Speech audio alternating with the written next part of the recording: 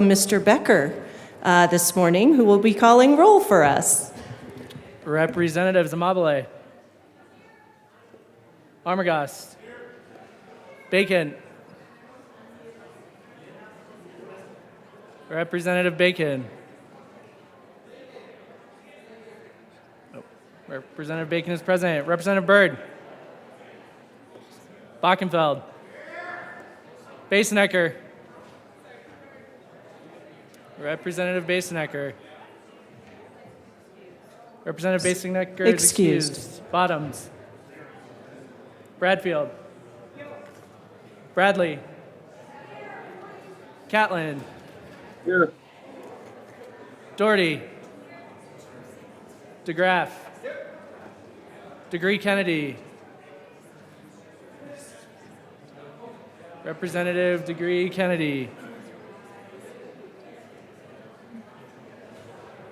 Excused. Dixon. Duran. English. Epps. Evans. Frizzell. Froelich. Garcia.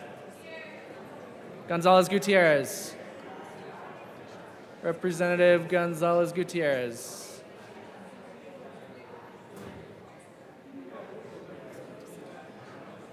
Excused. Hamrick. Hartsook. Herod. Representative Herod.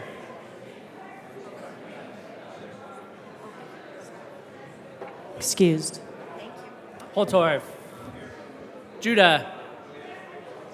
Joseph. Kip. Leader. Lindsay. Lindstedt. Luck. Lukens. Lynch. Mabry. Marshall. Martinez. Morrow.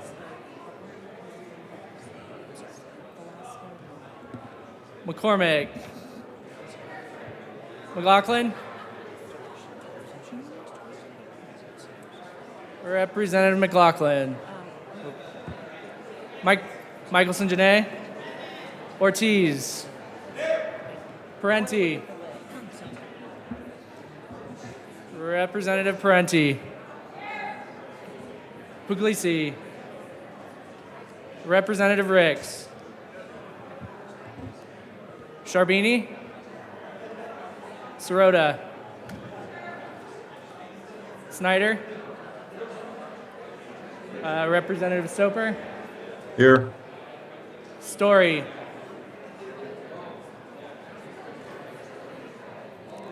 Representative Story. Excused. Taggart. Tatone. Valdez. Representative Valdez. Excused. Velasco. Vigil. Weinberg. Weissman. Wilford. Representative Wilford. Excused. Wilson. Winter. Woodrow. Young. And Madam Speaker. Here.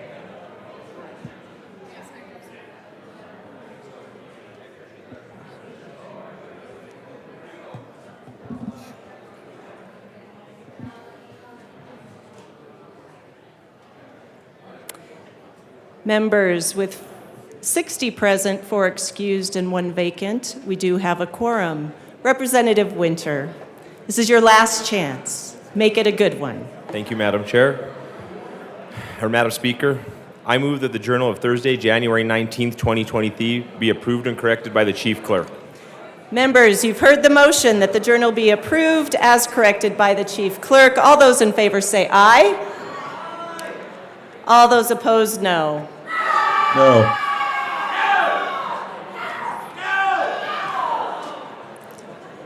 The motion is adopted.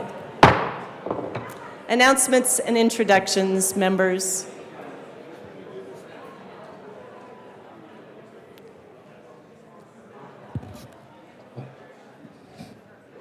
Representative Snyder. Thank you, Madam Speaker. I have received permission from the Majority Leader to be absent next Friday, the 27th. So approved. Thank you. Thank you. And then, so the House Finance Committee will have its first formal meeting at 1:30 on Monday, the 23rd, to hear three bills, 1015, 1016, and 1021. Thank you. Thank you. Representative Ortiz. Thank you, Madam Speaker. I have permission from the Majority Leader to be absent on Monday afternoon. So approved. Representative Lukens. Thank you, Madam Speaker. It's an honor to serve with you. And an honor to serve with you. As many of you know, tourism is a huge part of Colorado's economy. It's a big deal in my district as I represent Steamboat and Vail and Beaver Creek. So I just wanted to announce the Tourism Industry Association of Colorado will be holding a legislative reception on Wednesday, January 25th. That's next Wednesday at 5 p.m. at Bezel, which is inside of Sheridan downtown. And so you've received an invite in your inbox. Please RSVP, and I'd love to see you there. Thank you. Thank you. Representative Woodrow. Thank you, Madam Speaker. Just a reminder, members, we have joint State Veterans and Military Affairs SMART Act hearing in Old Supreme Court upon adjournment. See you there, Old Supreme Court upon adjournment. Thank you. Representative Byrd. Thank you, Madam Speaker. And members, the JBC will be meeting today upon adjournment of the joint meetings that are happening today. Thank you, Representative Byrd. Representative McCormick. Yes. Thank you, Madam Speaker. I am. And Representative Holtorf. Thank you, Madam Speaker. I wanted to announce today is your last day to participate in providing funding for all the young kids that have been raising livestock across our state that will be proudly showing up tonight for the junior livestock sales. I know I'm attending tonight, looking forward to it. I'm hoping I'm going to get a hold of the bidders paddle so that I can be part of the action. So come see me or my colleague and anyone that wants to put in any last minute funds to our little kitty. We really appreciate it. We're doing really, really well. I'm not going to share any numbers today, but I'm just saying we're doing really, really well. And though we are still behind the Senate. So I just want to put that out there. The Senate, who has fewer people, are ahead of us. Thank you. Representative Holtorf. Thank you, Madam Speaker. And I also come, Representative Mark Catlin is stuck on the other side of the mountain, as they say. The snow has not allowed him to get back to the Capitol. I'm next in line in the Ag Committee, so he has passed that responsibility off to me. We have turned in a significant amount of money, but I will tell you, we can't let the Senate have bragging rights. So if any of you have a little extra money in those campaign accounts and want to donate to the National Western Stock Show Junior Livestock Fund here in the House, our esteemed Ag Committee Chairwoman will be more than happy to help you promote those kids. Tonight is the auction. The social starts at 4:30. I believe the auction's going to start at 6:30 or 7. It's going to be televised on Channel 9 News. I was told that we have raised over, I'm not supposed to say numbers, so over, it's 5 digits, it's 5 digits, and it's over, if the first digit was a 2, we'd be doing really good. But I don't know if it's a 2 or a 3, but it needs to be a 3, not a 2, so we need you to reach in, reach out, and we cannot give the Senate bragging rights. So I'm going to turn it back to, okay, so thank you, Madam Speaker, for that. And please be generous. And I will see you all there because I will be sitting by our ag chair in the auction, and she's not going to give me the paddle, but I'm going to sit there and encourage her to raise it often early and often so we can help those kids. What a great cause. Thank you both. Reminder, folks, today's the last day to support our kids in this effort, so make your donations. Rep. Snyder. Thank you, Madam Speaker. Just a reminder, the Joint Finance Committee SMART Act hearing will be today, 15 minutes after adjournment, over in the old State Library. See you there. Thank you. Representative DeGraff. Thank you, Madam Speaker. It is a privilege to serve with my colleagues. Today is the 50th anniversary of the March for Life. We hold these truths to be self-evident, that all men are created equal, endowed by their Creator with certain unalienable rights, that among these are life, liberty, and the pursuit of happiness. That to preserve these rights, governments are instituted among men, deriving their just powers from the consent of the governed. Nowhere in the Declaration of Independence or Constitution are we guaranteed a right to life, because humans do not have the ability or authority to grant that right. That right is recognized as a self-evident truth on the observations of the laws of nature and nature's God. Our legislative authority is derived from the consent of the governed for the preservation of those rights, among which are life, liberty, and the pursuit of happiness. The first of these is life, and as history informs us, a government not interested in protecting the first cannot be assumed to have any interest in preserving the others. Representative Bottoms. Thank you. It's an honor to serve with you. And an honor to serve with you. This is the 50th anniversary of March for Life. Many years I have walked in solidarity, marched with the March for Life in many different circumstances. But I can tell you, not from constitutional, which I stand on, not on the right to life, which I stand on, but from the words of a pastor for 30 plus years. I have counseled many, many people that have to pick their life back up and put it back together after their baby was taken, and after they even voluntarily did that. We have many people throughout Colorado that are suffering from being misled into thinking this was a good idea, that this was not an actual human baby. And so I just want to stand in solidarity with people, many people over the years, hundreds, that have come to me trying to fix what this evil mentality pushes onto our society. Thank you. Representative Bradley. Thank you, Madam Speaker. It's an honor to serve with you. And an honor to serve with you. The right to fight for life and the need to defend the defenseless are inherently in all of us. We can never let heinous legislation that does not share the same values as we have for an unborn child determine what we know is good and right. All babies are fearfully and wonderfully made in the image of God, and they each have the opportunity to see life. We know too much about every stage of life, and these scientific advancements are miracles in themselves. Babies are saved every day in NICUs around this state and go on to thrive. According to the state of Colorado, these don't even count as if they're still in the womb. We now know preborn babies can feel pain. What else can they feel? Attachment? Love? I certainly felt love for each of mine long before they were ever human in the eyes of the state. We get our morality from a higher place, not from the ever-changing society we live in. I encourage each and every one of you to speak in love and kindness, but speak the truth loudly. There are incredible organizations in Colorado that support parents that choose the path to keep raising their babies, as well as many other alternatives. Support these groups financially and with your time if you can. We need to support the parents that choose to be parents and give guidance and support to every choice, including the choice to be pro-life. We say that everyone has a story and we try to see the humanity in each of us.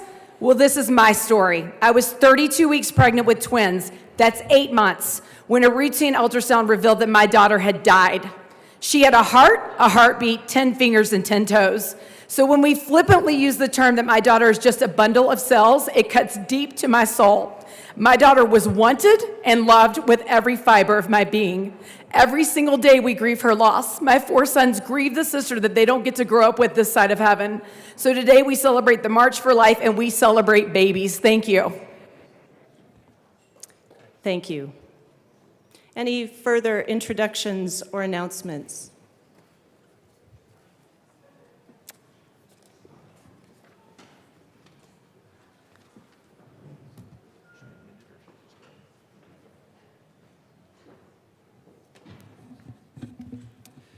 Our next order of business is consideration of resolutions. Mr. Becker, please read the title of SJR 23003.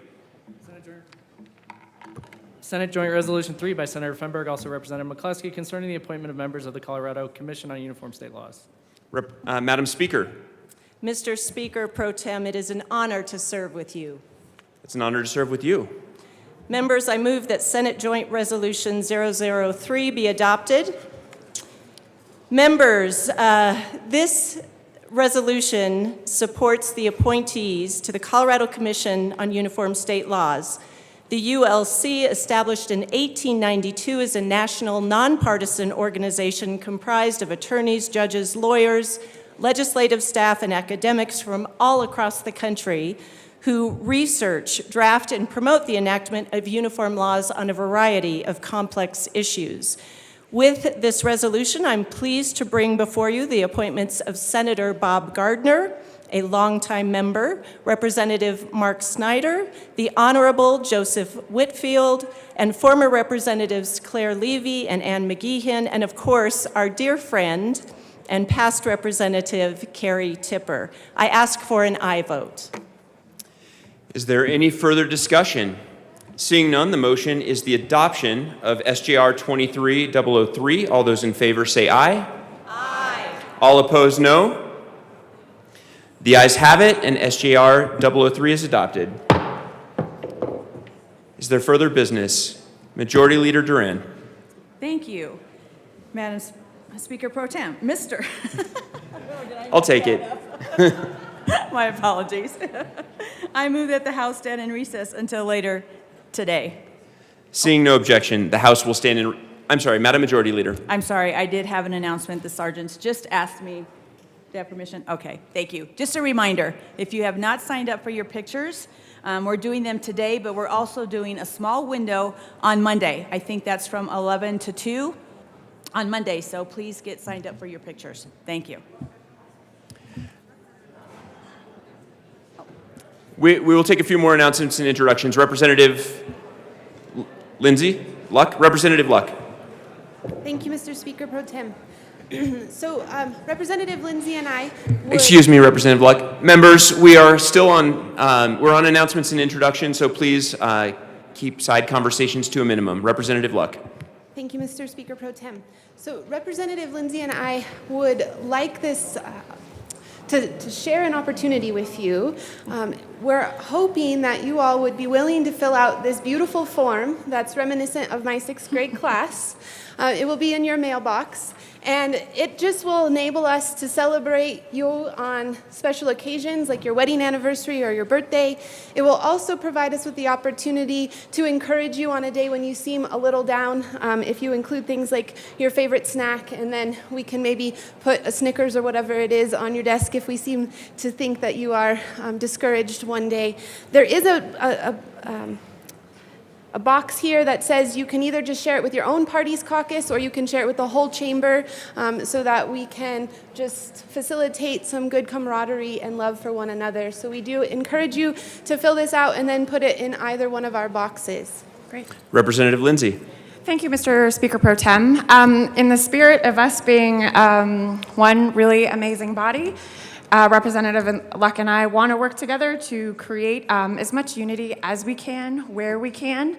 I think we both operate very similarly in our lives as far as wanting to recognize people. I'm a very feelings person. So is she. So we are going to band together and help keep this this whole chamber together. So yes, please fill out this survey, return to either one of us, and we look forward to seeing your results. Thank you. Representative Luck. And just thank you, Mr. Speaker Pro Tem. And just as a reminder that you are loved and amazing, and worthy and adored, and we can't wait to see you again next week. Ditto. Thank you. Seeing no further announcements and introductions, the House will stand in recess until later today.